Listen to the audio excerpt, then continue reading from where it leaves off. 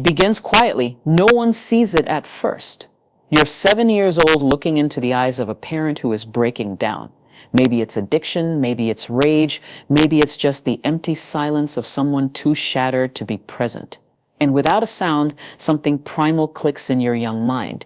If I don't keep everything together, no one will. This is how a child vanishes, not in body, but in spirit. They smile more, they cry less, they learn to sense the mood before they speak, they become the emotional manager of the home, they become little adults long before their minds are prepared and the world commends them for it. You're so mature, you're so responsible, you're so strong, but no one ever stops to ask, at what price? This is the hidden sorrow of those who grew up too soon, and today we're looking deeply into the mind of that child because the results don't fade with time. They form you, they follow you into relationships, work, your sense of value, and if you don't grasp what occurred, you'll spend your grown-up life repeating the survival habits that once rescued you but are now slowly harming you. Let's begin with what's truly going developmentally. When kids are made to emotionally hold up adults instead of the other way around, experts call this parentification. It's when a child becomes the caretaker, the peacemaker, the listener, the guardian. This isn't just bad, it changes the brain because when a child is regularly put in control of emotional balance, either their own or others, it makes something called hypervigilance. You're always watching for threat, you walk on thin ice, you learn that love is a deal, you give calm, and maybe they'll give you security. You learn that your needs are a problem and theirs are critical, so you vanish, not in body but in heart, and in your place appears a version of you that functions well. You become the good kid, the quiet doer, the counselor friend, the one who never requests anything, and you wear that role so believably that even you forget it's a cover. But deep inside, something pains, something grieves because the inner child you hid didn't die. They're still in there shouting quietly, "Why didn't anyone save me?" As you get older, the signs become more involved. You might become overly self-reliant, you decline help, shut people out, or never feel truly secure in love. You might feel empty during good times because joy seems strange, not deserved, even risky. You might find it hard to relax because getting things done is the only way you've ever felt valuable. And most terrible of all, you might not even know you're still trapped in survival mode because when chaos is made normal early, your nervous system takes disorder as standard. Calm feels incorrect, peace feels untrustworthy, love feels like a bill you'll have to pay back. This is the mind of a child made to grow up too soon. It's not just unhappiness, it's a deep hurt that changes how you see the world and, more importantly, yourself. Now you might wonder, why would any child freely accept that part? Because children will do anything for connection, even lose themselves. The decision is never thought out, it's bodily.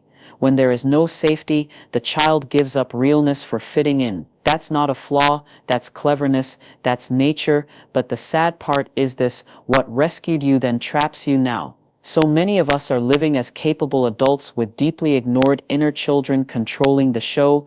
We do too much to gain love, we stay quiet to escape being left.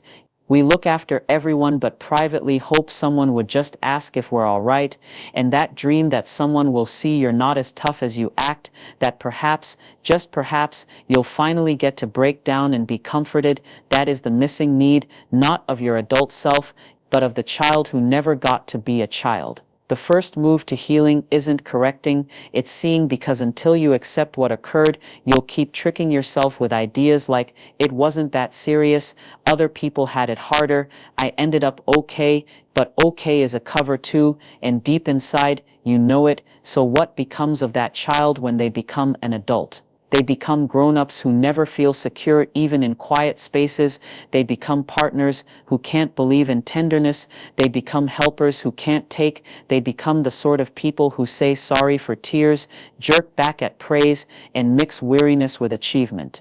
This is the price of growing up too fast, because if your childhood taught you to be tough at the cost of being gentle, to be still instead of open, to repair others while overlooking your own breaks, then what kind of grown-up life do you receive?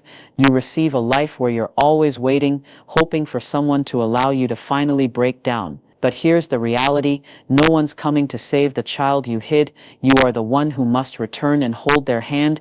You are the one who must say what no one else ever said. You didn't deserve that. You were only a child. You get to stop now.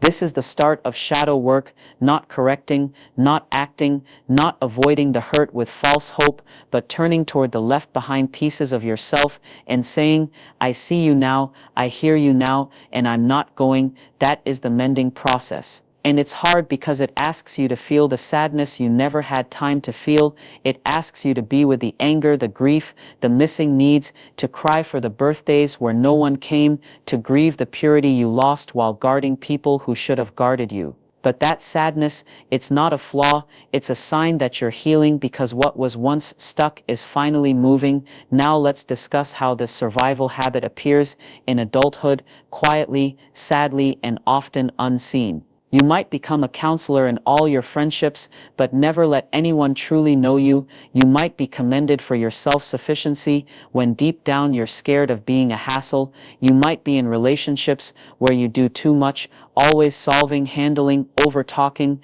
and questioning why you feel bitter. You might find it hard with limits because saying no still feels like disloyalty. These are not character qualities, they are ways of coping, learned, practiced, and the good part, they can be unlearned, but only when you stop worshiping your toughness and start respecting your hurts. One of the strongest things you can do is ask your inner child, what did I need back then that I never received? You may hear replies like, I needed someone to tell me it wasn't my mistake. I needed someone to ask how I was feeling. I needed to have fun, relax, and laugh without being scared. And gradually, very gradually, you start to give those things to yourself, not to change your past, but to stop repeating it.